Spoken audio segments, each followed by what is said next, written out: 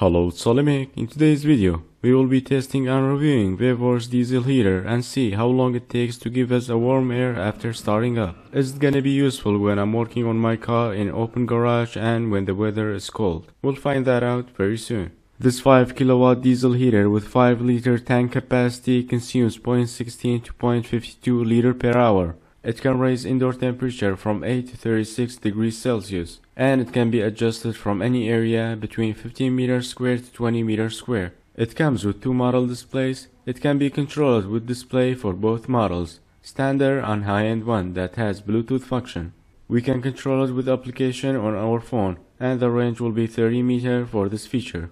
And the remote controller works in 10 meter range. I like the way it has like a side glass so you know how much diesel you have without opening the cap. It comes with outlet hose so you can redirect the airflow to a certain point. These vents can be mounted on a wall or glass and place the device outside and connect them with this pipe.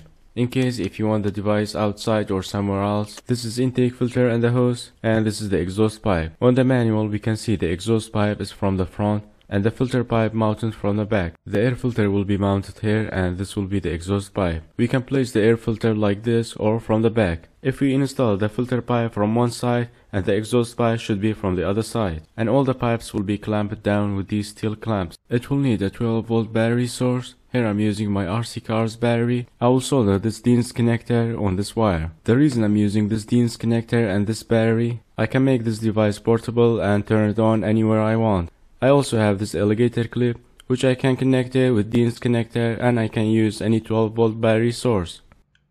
I'm curious how it looks inside, so we can open the cover and see how it looks like.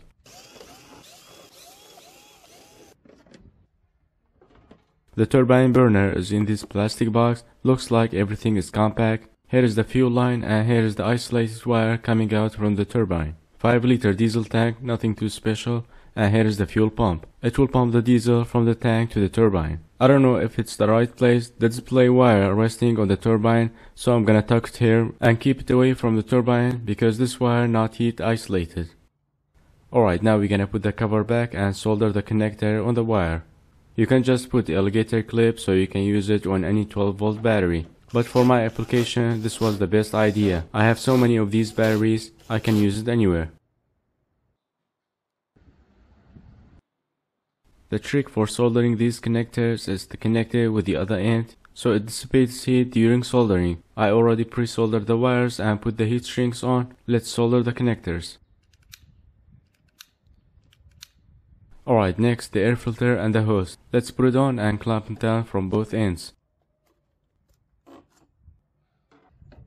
For the exhaust pipe, it can be raised up like this. It has to be straight to the side or pointing down.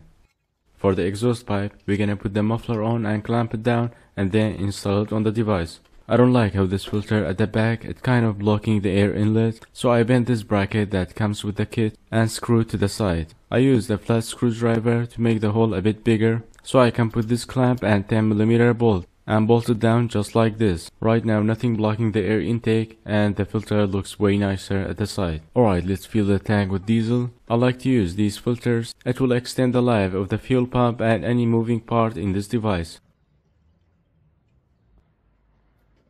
Alright, we are all set. Now we're gonna give it 12 volt and start off for the first time. Alright, the display is on. Now we have power. I'm gonna turn it on with the display, and then I will use the remote controller and the phone application later. I can hear the fuel pump pushing fuel now. It's kinda loud for now, but we'll see if it gets slower later. It's starting to get warm once I saw smoke coming out from the exhaust. I hope it's because it's the first time we are running the burner and that smoke not gonna stay after running for a while. It's been after 5 minutes running the heater, and right now we have 157 degrees Celsius and we don't have any smoke from the exhaust anymore. With the controller you can turn the temperature up and down and turn the device on and off. But with the phone application, not only looks cooler, but you can change the temperature, the level and the operating mode.